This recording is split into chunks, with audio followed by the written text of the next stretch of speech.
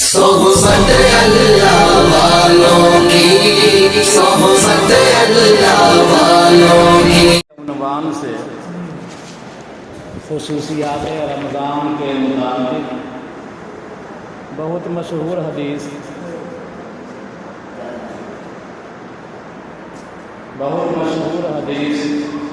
حضرت سلمان فارسی رضی اللہ تعالیٰ عنہ کی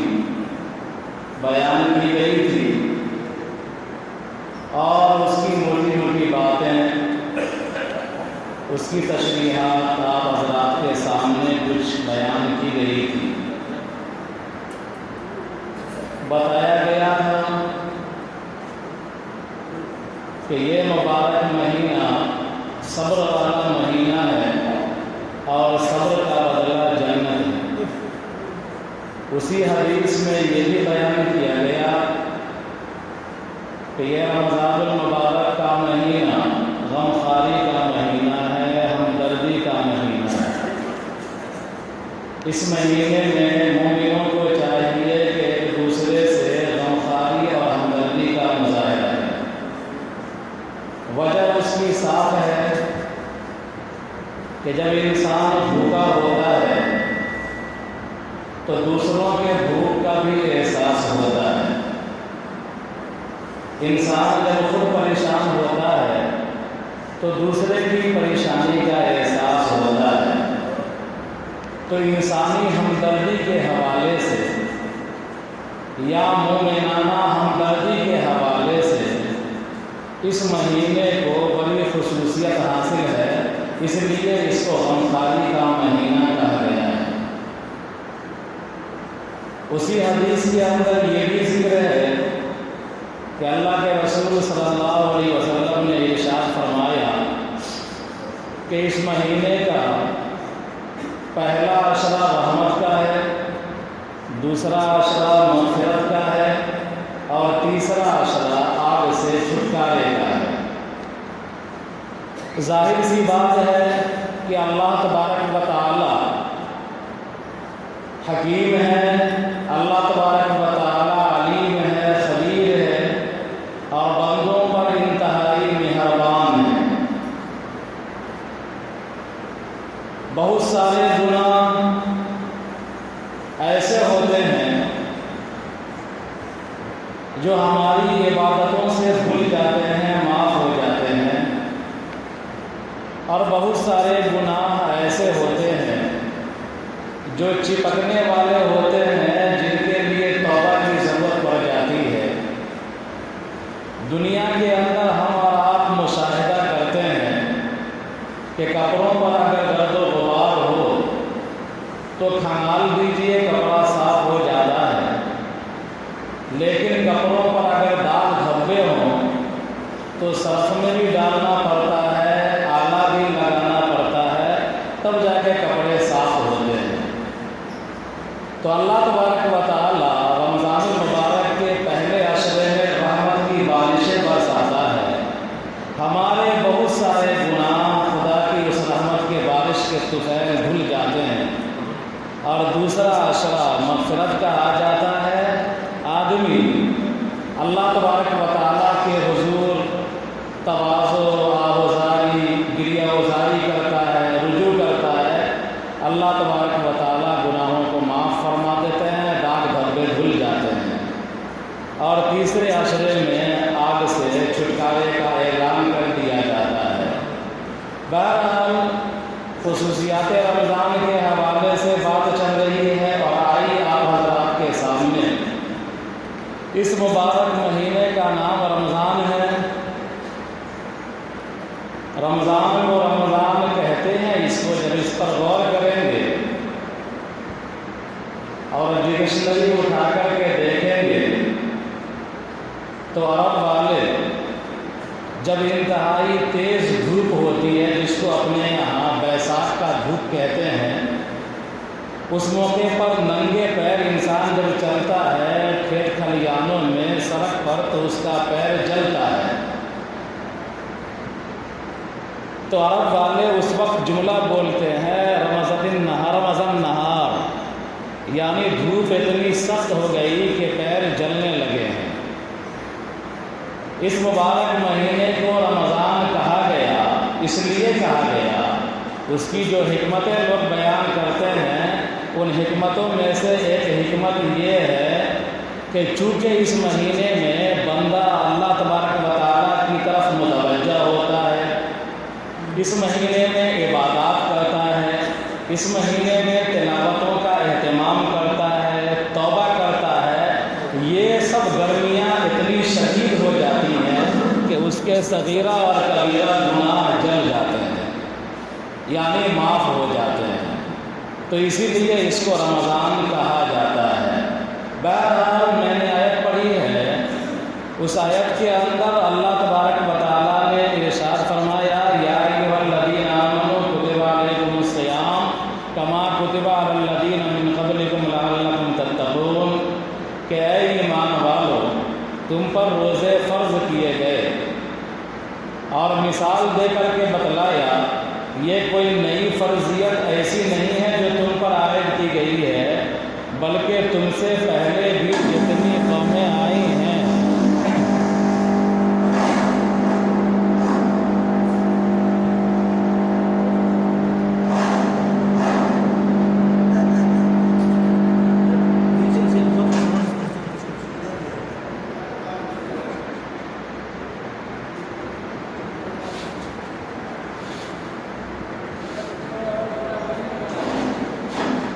بلکہ تم سے پہلے بھی جتنی قومیں آئی ہیں ان تمام قوموں پر اللہ تبارک و تعالیٰ نے روزوں کو فرض کیا۔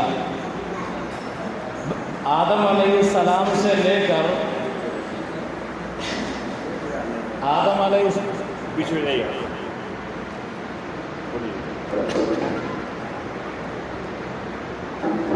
آدم علیہ السلام سے لے کر جناب نبی کریم صلی اللہ علیہ وسلم تک جتنی قومیں آئی ہیں ان تمام قوموں پر اللہ تبارک و تعالیٰ نے کسی نہ کسی شکل میں روزہ فرض کیا۔ جو آسمانی دین کے ماننے والے تھے وہ تو روزہ خدا کی فرضیت کی بنیاد پر رکھا کرتے تھے، چاہے شکلیں جو بھی ہوں، لیکن جو آسمانی دین کے پیروکار نہیں تھے بلکہ دین باطل کے پیروکار تھے، وہ بھی کسی نہ کسی شکل میں برت کہیے یا روزہ رکھی کہیے وہ لوگ بھی رکھا کرتے تھے۔ گویا کہ انسانیت کا تصور جتنا قدیم ہے تو چند عبادتیں ایسی ہیں اس کا تصور بھی اتنا ہی قدیم ہے، ان میں سے ایک نماز بھی ہے اور دوسرا روزہ بھی ہے۔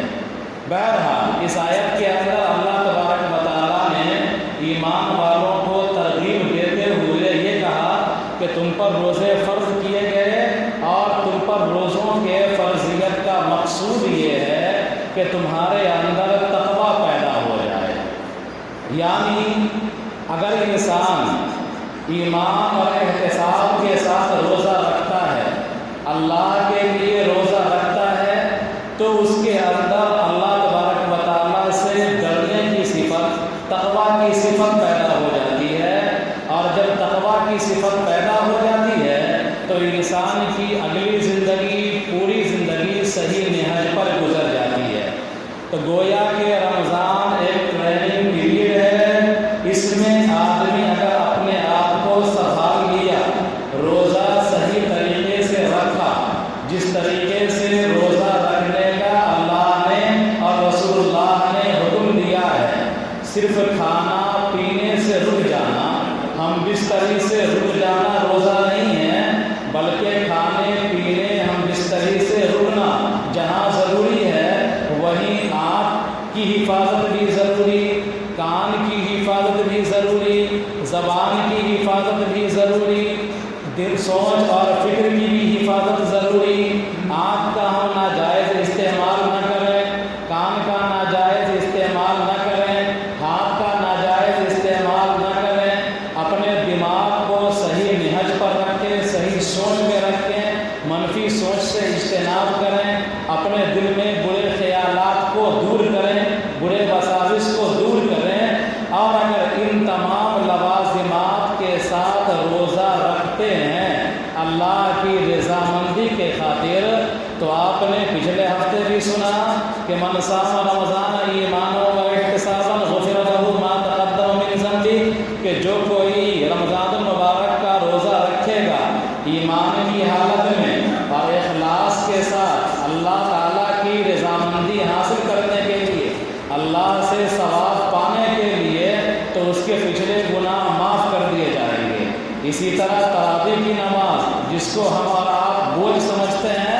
اگر تراویح کی نماز ہم پڑھیں، پابندی سے پڑھیں، پورے مہینے پڑھیں، ایک قرآن مکمل کیا، پورے مہینے تراویح پڑھتے رہیں، اور ہمارا مقصود اللہ کی رضا ہو، تو اللہ تبارک و تعالیٰ کی طرف سے مغفرت کا اعلان کر دیا جاتا ہے۔ یہ تو عمومی جنرل انعام ہے، لیکن روزہ ایک ایسی عبادت ہے کہ جس میں ریاکاری آ نہیں سکتی ہے۔ نماز کے اندر ریاکاری آ جائے گی کہ اچھی قرات کر رہے ہیں، لوگ جھوم رہے ہیں میرے پیچھے، اور حج کے اندر ریاکاری آ سکتی ہے کہ حج کے لیے جا رہے ہیں، فلاں ہم کو حاجی صاحب کہیں گے، دنیا ہم کو حاجی کہے گی۔ زکوٰۃ کے اندر ریاکاری آ سکتی ہے کہ ہم مال دیں گے، مولانا ہماری بڑی تعریف کریں گے اور ہمارے دروازے پر بار بار آئیں گے۔ تو اور دیگر عبادتوں کے اندر ریاکاری آ سکتی ہے، نماز میں، روزے میں، حج میں، روزے میں نہیں، حج میں، زکوٰۃ میں، صدقہ و خیرات میں، سب میں ریاکاری آ سکتی ہے۔ لیکن روزے کا معاملہ اتنا اہم ہے کہ اس میں عام طور پر ریاکاری آتی نہیں ہے۔ بھوکا پیاسا رہ کر کے کس کو دکھلائیے گا؟ آپ کے بھوک کے پیاس کی کیا تعریف کرے گا؟ کوئی نہیں چاہے گا کہ ہمارے بھوک کی اور پیاس کی تعریف کی جائے۔ تو روزے کے اندر چونکہ خلوص ہی خلوص ہوتا ہے عام طور پر، اور ہر انسان روزے کی حالت میں اللہ تبارک و تعالیٰ کی طرف ضرور متوجہ رہتا ہے۔ اس لیے اللہ تبارک و تعالیٰ نے فرمایا کہ الصوم لی، کہ روزہ خالص میرے لیے ہوتا ہے۔ بندہ بھوکا رہتا ہے، پیاسا رہتا ہے، خواہشات نفسانیہ سے بچتا ہے، اپنے آپ کی، زبان کی، کان کی اور اعضاء اور جوارے کی حفاظت کرتا ہے۔ اس کی حفاظت کا مقصود میں ہوں، میرے لیے یہ کام کرتا ہے۔ تو اللہ تبارک و تعالیٰ نے اعلان فرمایا الصوم لی، کہ روزہ میرے لیے ہوتا ہے، وَأَنَا أُجْزَىٰ بِهِ وَأَنَا أَجْزِي بِهِ، اور میں خود اس کا بدلہ دوں گا یا میں خود اس کا بدلہ ہوں۔ ظاہر سی بات ہے کہ جب اللہ تبارک و تعالیٰ اپنے ہاتھ سے بدلہ عطا فرمائے گا تو وہ قادر، وہ مالک الملک، جس کے قبضے میں پوری دنیا ہے، جس کے قبضے میں جنت کی تمام نعمتیں ہیں، وہ کتنا عظیم بدلہ دے گا۔ جس کو وہ اپنے ہاتھ سے نوازے گا اس کی کیا شان ہوگی، وہی جانتا ہے کہ وہ کیا بدلہ دے گا، ایک مفہوم کے اعتبار سے، اور دوسرے مفہوم کے اعتبار سے کہ اللہ تبارک و تعالیٰ نے فرمایا کہ میں خود بدلہ ہوں اس کا۔ اور جس کو اللہ تبارک و تعالیٰ خود کہہ دے کہ میں ہی بدلہ ہوں، تو اب ظاہر سی بات ہے اس کے لیے کیا کمی رہ جائے گی۔ جنت کے اندر جب جنتی ہوں گے، جنت میں میدان مزید میں کرسیاں لگی ہوں گی چاروں طرف سے، انبیاء سامنے ہوں گے، ان کی قومیں پیچھے ہوں گی، اللہ کا عرش لایا جائے گا، داؤد علیہ السلام لہن داؤدی میں نغمے گائیں گے، ترانے پڑھیں گے، اللہ کی حمد کریں گے، شراب طہور پلایا جائے گا۔ اس موقع پر اللہ تبارک و تعالیٰ جب اپنا دیدار کرائے گا، اور حدیث کے اندر ہے کہ تم اللہ تبارک و تعالیٰ کا دیدار اس طرح کرو گے جس طرح دنیا میں چاند کو دیکھنے میں کسی کو کوئی دقت نہیں ہوتی ہے، لیکن چاند ایک صنف میں ہے، ایک جگہ میں ہے، اللہ تبارک و تعالیٰ صنف سے پاک ہے، جگہ سے پاک ہے، مکان سے پاک ہے، زمان سے پاک ہے۔ اللہ تبارک و تعالیٰ جب اپنا دیدار کرائے گا تو جنتی جنت کی تمام نعمتوں کو بھول جائے گا، وہ ساری چیزیں ہیچ نظر آئیں گی، کہاں گئی حوریں، کہاں گئے وہ کوٹھے بنگلے، کہاں گئی سلسبیل، اور کہاں گئی جنت کی نہریں، کہاں گئے موتی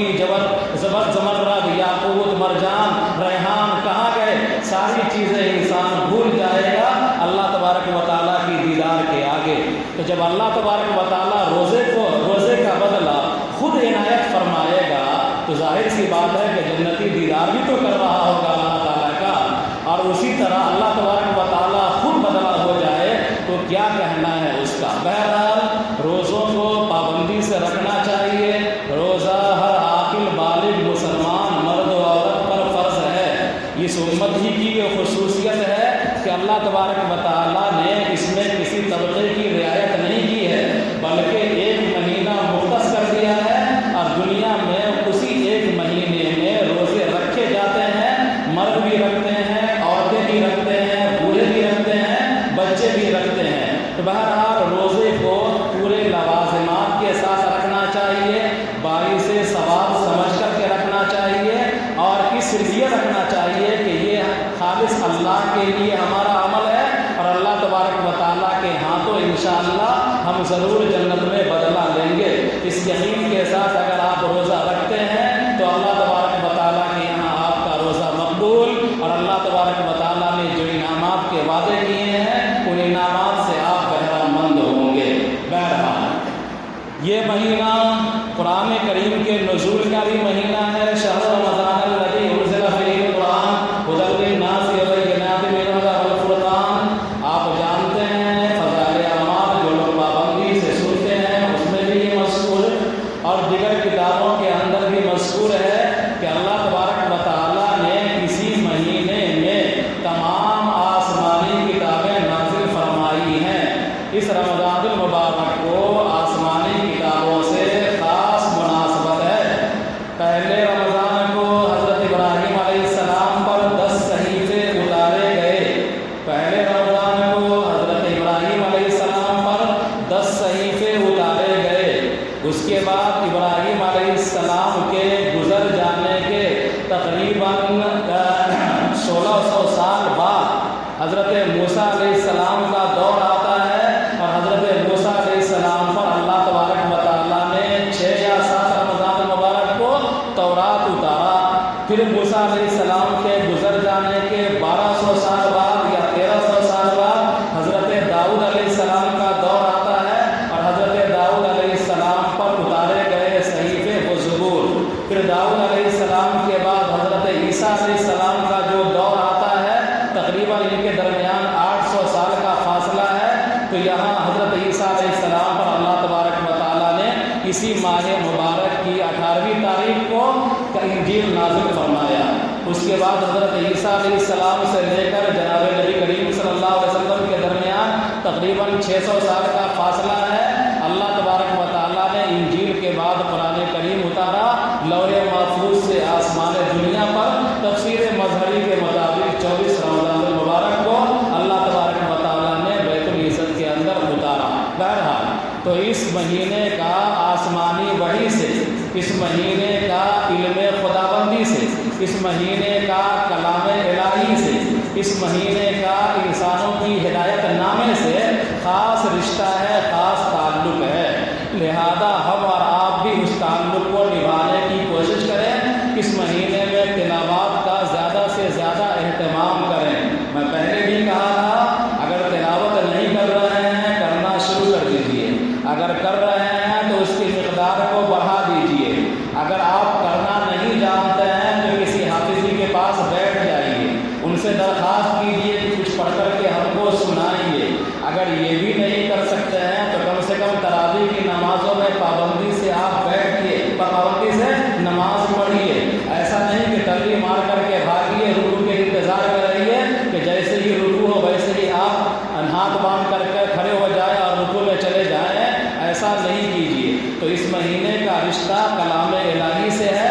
تو آپ حضرات کو اس کلام الہی کی تقدس کا، اس کلام الہی کی عظمت کا خیال کرنا ہے۔ نبی کریم صلی اللہ علیہ وسلم بھی اس مہینے میں تلاوتوں کو بڑھا دیا کرتے تھے۔ جبرائیل علیہ السلام کو آپ بھی قرآن سناتے تھے، اور جبرائیل علیہ السلام آپ کو قرآن سناتے تھے۔ بہرحال پچھلے ہفتے جو حدیث بیان کی گئی تھی اس کے آخر میں جناب نبی کریم صلی اللہ علیہ وسلم نے ارشاد فرمایا کہ 4 چیزوں کی کثرت کرو اس مہینے میں۔ پہلی چیز لا الہ الا اللہ، یعنی خوب پڑھو لا الہ الا اللہ محمد رسول اللہ، پہلا کلمہ کا خوب ورد کرو، چلتے پھرتے اٹھتے بیٹھتے خوب ورد کرو۔ دوسری چیز استغفار کی کثرت کرو، تم ادھر استغفار کرو گے فرشتے تمہارے پیچھے آمین کہیں گے، اور کائنات کی تمام چیزیں آمین کہیں گی، تمہارے لیے دعائیں کریں گی، تو استغفار کی کثرت کرو۔ اور تیسری چیز کہ تم اللہ تبارک و تعالیٰ سے جنت کا مطالبہ کرو، خوب مانگو جنت۔ ضروری نہیں ہے عربی میں بولنا، ضروری نہیں ہے استغفر اللہ کہنا۔ آپ کہہ سکتے ہیں اللہ ہمارے ہم کو معاف فرما، اے اللہ مجھے معاف فرما، اے اللہ مجھ پر رحم فرما، آپ یہ کہہ سکتے ہیں۔ آپ کہہ سکتے ہیں اے اللہ مجھے جنت عطا فرما، اے اللہ ہم کو دوزخ سے بچا۔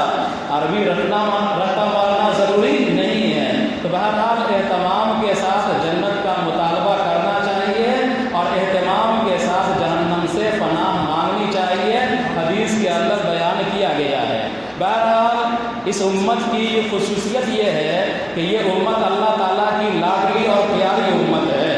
اور جو بیٹا آپ کا لاڈلا ہوتا ہے اس بیٹے کا پیشاب بھی آپ کو پیارا ہوتا ہے، اس بیٹے کا لیٹا بھی پیارا ہوتا ہے، اس کا تھوک بھی آپ کو پیارا ہوتا ہے۔ اگر بیٹے کا تھوک آپ کو لگ جائے تو آپ اس کو دھونا بھی نہیں چاہتے ہیں بلکہ رہنے دیتے ہیں۔ تو یہ امت پیاری امت ہے اللہ تبارک و تعالیٰ کی، اتنی پیاری امت ہے، اتنی پیاری امت ہے کہ اس کے منہ کی بدبو کو اللہ تبارک و تعالیٰ نے رمضان المبارک کے مہینے میں مشک سے زیادہ پسند فرمایا ہے کہ روزے کی حالت میں انسان کے معدے کے خالی ہونے کی وجہ سے، پیریا کی وجہ سے نہیں، کسی کے دانت میں مسورے میں بیماری ہے وہ جو بدبو آتی ہے وہ نہیں، پیٹ کے خالی ہونے کی وجہ سے جو بو آتی ہے، اور یہ بو بھی اچھی نہیں لگتی۔ آپ بازو میں اگر ہوں اور کسی کے پیٹ سے بو آ رہی ہے تو آپ کھڑے نہیں ہو پائیں گے وہاں پر۔ تو یہ بدبو، اتنی بدبو، اس کو اللہ تبارک و تعالیٰ اتنا محبوب، اتنا پسندیدہ کہ اللہ تبارک و تعالیٰ یہ قرار دے کہ بھائی یہ بو، یہ بدبو ہم کو مشک سے زیادہ پسندیدہ ہے۔ یہ لاڈ اور پیار ہی کی بات ہے۔ یہ امت بڑی پیاری امت ہے، لاڈلی امت ہے اللہ تبارک و تعالیٰ کی۔ معاملہ ایک طرف سے نہیں ہوگا، آپ کو بھی اسی لاڈ اور پیار کا مظاہرہ کرنا ہوگا اور اللہ تبارک و تعالیٰ کے حکم کے مطابق زندگی گزارنی ہوگی۔ اگر آپ نے حکم کے مطابق زندگی گزارا تو واقعی آپ لاڈلی امت کہلانے کے حقدار ہیں، ورنہ دنیا کے اندر بہت سارے لوگ آتے ہیں اور چلے جاتے ہیں۔ اس امت کے لاڈ اور پیار ہی کی بات ہے کہ اس امت کے روزے داروں کے لیے پوری کائنات دعا کرتی ہے، اور بحر بھی، بر بھی، سمندری مخلوق بھی، بری مخلوق بھی، سب اس امت کے افراد جو روزے دار ہوں ان کے لیے دعائیں کرتی ہیں۔ اس امت کے لاڈ اور پیاری کی بات ہے کہ رمضان المبارک میں ہر روز جنت کو سنوارا جاتا ہے، سجایا جاتا ہے۔ اللہ تبارک و تعالیٰ اعلان کرتا ہے کہ جلد مشقتوں کو عبور کرتے میرے بندے تیرے پاس آئیں گے۔ اس امت کے لاڈ اور پیار ہی کی بات ہے کہ اللہ تبارک و تعالیٰ اس کی آخری رات میں تمام روزے داروں کے لیے مغفرت کا اعلان کر دیتا ہے۔ اس امت کے لاڈ اور پیار کی بات ہے کہ جس طرح سحری کے لیے آپ کے یہاں نقیب مقرر ہے اور آواز لگاتا ہے 2:10 ہو گیا، 20 منٹ ہو گیا، 40 منٹ ہو گیا، 50 منٹ ہو گیا، آپ کو جگاتا رہتا ہے، آواز دیتا رہتا ہے تاکہ آپ سحری مس نہ کریں، سحری کھا لیں۔ اللہ تبارک و تعالیٰ نے اس امت کے لیے آسمانی نقیب مقرر کر رکھا ہے، اور فرشتے ندا لگاتے رہتے ہیں، آواز دیتے رہتے ہیں۔ ہماری آوازیں سحری کے لیے تو گھنٹہ 2 گھنٹہ ہوتی ہیں، لیکن اللہ کا جو فرشتہ ہم کو آواز دیتا ہے وہ 24 گھنٹہ آواز دیتا رہتا ہے۔ منادی آتی ہے کہ اے خیر کے طلبگار آگے بڑھو، اے خیر کے طالب آگے بڑھو، نیکی کرنے والے آگے بڑھو، اے شر کے طلبگار تم پیچھے ہٹ جاؤ، رک جاؤ۔ بہرحال یہ روزہ تزکیہ نفس کے لیے، نفس کو کچلنے کے لیے، نفس خوشی کے لیے، اپنے نفس پر کنٹرول کرنے کے لیے ایک نسخہ کیمیا ہے۔ روزے کے ذریعے سے انسان فرشتوں کا مقام پا لیتا ہے، فرشتوں سے مشابہت اختیار کرتا ہے کہ فرشتے کھاتے ہیں نہ پیتے ہیں، فرشتے کچھ کھاتے نہیں ہیں، کچھ پیتے نہیں ہیں، اللہ اللہ کرتے رہتے ہیں۔ ایسے ہی روزے دار صبح صادق سے لے کر غروب آفتاب تک نہ کھاتا ہے نہ پیتا ہے، اللہ اللہ کرتا رہتا ہے۔ تو رمضان المبارک کے اس مبارک مہینے کو غنیمت سمجھتے ہوئے اپنے اندر اپنے نفسانیت کو کچل دیجیے، اپنی حیوانیت کو فنا کر دیجیے، اپنے اندر انسانیت پیدا کیجیے اور انسانیت سے آگے اپنے اندر ملکوتی صفات پیدا کیجئے اور اس کے مصداق بن جائیے. یا ایھا النفس المطمئنہ ارجعی الی ربک راضیۃ مرضیہ. کہ جب آپ نے حیوانیت کو کچل دیا، اپنے اندر کی حیوانیت کو ختم کر دیا، اپنے اندر انسانیت پیدا کر لیا اور انسانیت میں ترقی کیا، اور آپ نے توبہ استغفار عبادات کر کے فرشتوں کا مقام پا لیا ایک طرح سے، اور آپ کا نفس رذائل سے پاک ہو گیا، آپ کا نفس اعلیٰ اخلاق سے مزین ہو گیا، تو اللہ تبارک و تعالیٰ کی طرف سے ندا آئے گی. یا ایھا النفس المطمئنہ ارجعی الی ربک راضیۃ مرضیہ. اے نفس مطمئنہ کے مالک، اپنے پروردگار کی طرف ہنسی خوشی چل جاؤ اور جنت میں میرے بندوں کے ساتھ شامل ہو جاؤ. اللہ تبارک و تعالیٰ ہم کو روزوں کے تمام صفات کے ساتھ روزہ ادا کرنے کی توفیق عطا فرمائے، قرآن کریم کی تلاوت کا اہتمام کرنے کی توفیق عطا فرمائے. ربنا تقبل منا انک انت السمیع العلیم وتب علینا انک انت التواب الرحیم. صحبت اللہ والوں کی، صحبت اللہ والوں